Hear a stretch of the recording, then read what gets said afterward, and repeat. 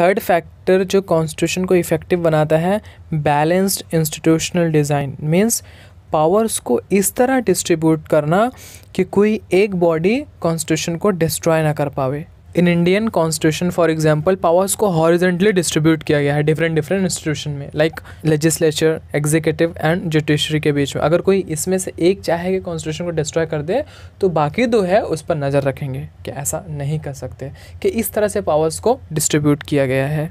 ये intelligent checks और balance का सिस्टम ही हमारे कॉन्स्टिट्यूशन को इफ़ेक्टिव बनाता है। तो समझ में ये बात कि पावर्स को इस तरह से डिस्ट्रीब्यूट किया गया है कि कोई एक बॉडी अगर चाहे कि कॉन्स्टिट्यूशन को डिस्ट्रॉय कर दे तो नहीं कर सकते हैं, क्योंकि बाकी बॉडीज़ के उन पर नज़र रहेगी। दूसरा एक बहुत ही इंपॉर्टेंट एस्पेक्ट है इंटेलिजेंट इंस्टीट्यूशनल डिज़ाइन का, कि कॉन्स्टिट्यूशन एक राइट बैलेंस बनाए between certain values, rules and procedure का as a authority, and at the same time allow enough flexibility in its operations।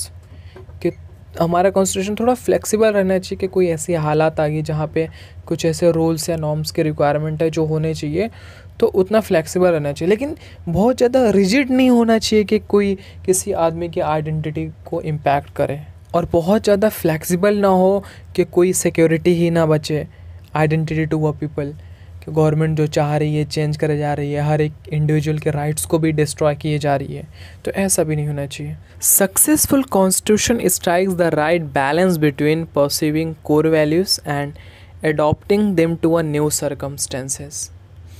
कि एक जो सक्सेसफुल कॉन्स्टिट्यूशन होता है वो एक बैलेंस बना के रखता है कोर वैल्यूज़ और कोई नया चीज़ इम्प्लीमेंट, नया रूल ला रहे कॉन्स्टिट्यूशन में, उन दोनों के बीच में। लेकिन ऐसा ना हो कि कोई नए रूल की वजह से फंडामेंटल राइट्स जो है उस पर इफ़ेक्ट पड़े।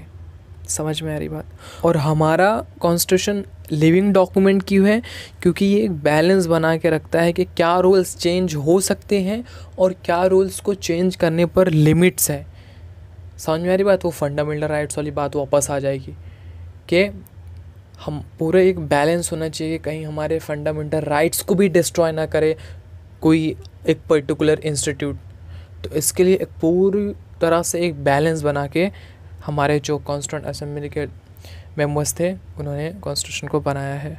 इस अरेंजमेंट की वजह से ये इंश्योर हो पाता है कि कोई भी सेक्शन और कोई भी ग्रुप कॉन्स्टिट्यूशन को नहीं डिस्ट्रॉय कर सकता है। अगर तुम्हें ये डिटरमाइन करने के क्या सच में कॉन्स्टिट्यूशन हैज़ अथॉरिटी, तो तुम ये 3 क्वेश्चंस तुम खुद से पूछ सकते हो। वो 3 क्वेश्चंस क्या क्या है? क्या जो लोगों ने कॉन्स्टिट्यूशन को बनाया वो क्या बनाने लायक थे? और ये क्वेश्चंस का आंसर इसी चैप्टर में हमें बाद में मिलेगा। सेकंड क्वेश्चन, क्या पावर इंटेलिजेंटली ऑर्गेनाइज्ड है कि नहीं? ऐसा तो नहीं है कोई एक ग्रुप जो है कॉन्स्टिट्यूशन को डिस्ट्रॉय करते अपने फ़ायदे के लिए, अपने नीड के लिए। And most importantly, does the constitution give everyone some reason to go along with it? क्या हर किसी को कॉन्स्टिट्यूशन रीज़न देता है कॉन्स्टिट्यूशन को फॉलो करने का? Most of this book is about this question, और ज़्यादातर जो बुक में जो कंटेंट है वो इसी का आंसर किया गया है। थर्ड क्वेश्चन है, क्या कॉन्स्टिट्यूशन लोगों के होप्स और एस्पिरेशंस पे फोकस करता है?